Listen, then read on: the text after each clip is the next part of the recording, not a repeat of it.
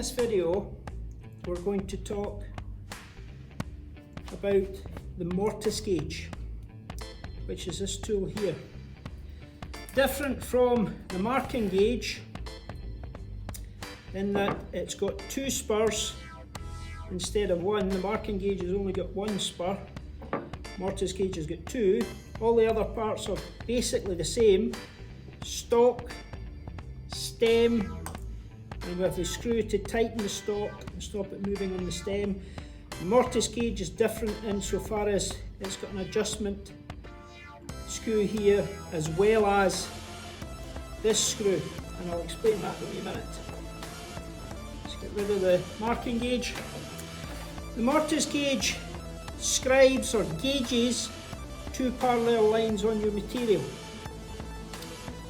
and it's primarily used for cutting these joints. This is a mortise and tenon joint. You'll see there's a mortise slot here and there's a tenon that fits into it. And here we have a corner bridle, which is something similar to the mortise slot, except the end, if you like, has been taken off the material. It has a part that's similar to the tenon, this part here, and it fits together pretty much the same way as a mortise and tenon joint, except the assembled joint is on the corner of two bits of material, whereas the mortise and tenon joint, the mortise slot is in the middle of that piece of material. Setting the mortise gauge, regardless of which joint you're cutting, is pretty much the same procedure. First thing you need to know is the size of your chisel, the chisel that you're going to use to cut the mortise slot or to cut the inside part of the corner bridle. So I'm going to set this mortise gauge to this chisel here.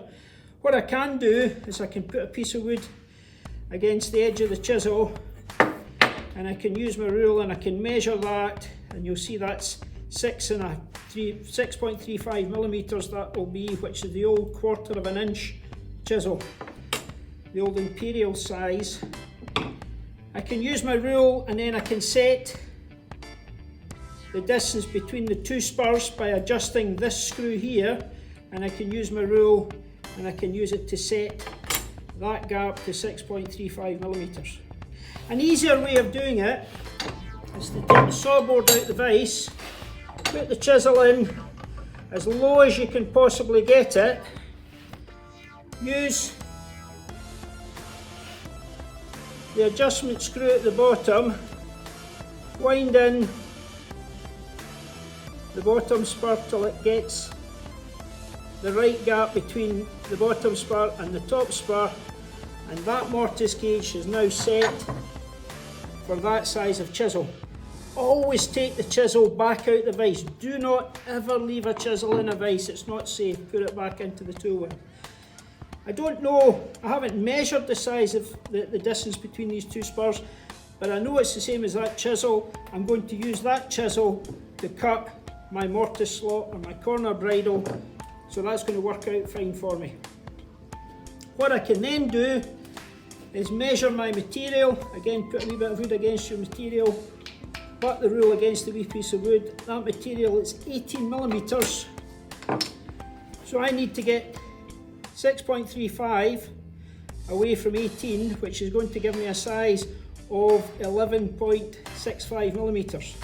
Half of 11.65 is 5.825. I've got no chance of setting that to that size, so what I'm going to do is set it roughly to 6 millimeters, give it a wee tighten. I'm then going to put my material in the vise with the good face towards me. Remember from earlier lessons, the loop is the good face, the arrow is the good edge. Have the good face towards me, so I've got a reference surface towards me. I can then take my mortise gauge, I can make two wee dimples, I can turn it round, and I can make sure that the two spurs line up with the two wee dimples. That's slightly out of position, but I'm going to use that because as long as I use my mortise gauge against my good face all the time, and I'm going to use it to scribe 2 lines where I'm going to cut my mortise slot. So I'm making 2 dimples and I'm sliding it along until the 2 spurs click into the 2 dimples, and then we're going to take my pencil and I'm going to fill these 2 lines in. And as long as I flip my material round and keep the good face towards me, and do the same again, make my 2 dimples, drag the mortise gauge down till it clicks into the 2 dimples, and you'll see I can use 2 hands to do this. I can use my my left hand to push the mortise gauge as well as push it with my right hand, which makes the whole process easier. Fill that in. I'm going to put crosses on there to show that's where I'm taking the material out. That mortise is marked out slightly offset. I'm going to mark the tenon at the other end that's going to fit into that mortise slot. So what I can do is I can put my material in the vise, good face out the way, use my mortise gauge. I can go up the side, over the top, and then 2 dimples so I don't go too far, 2 lines down the side.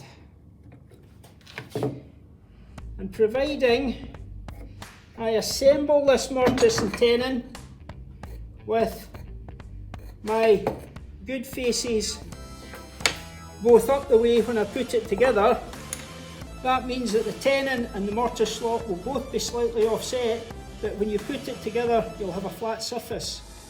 So the point I'm making is don't worry too much about getting the 2 spurs right in the middle. You can solve that problem by using a good face and a good edge. And the point that I've missed, the 2 wee dimples stop you putting gauge lines all the way down the side of your material. These aren't like pencil lines. The only way to get rid of a gauge line is to plane some material off, and obviously that makes that too narrow. So the reverse of that is put the gauge lines where you want them, and these 2 wee dimples stop you going too far. Mortise gauge, used for marking out mortise and tenon joints or bridle joints.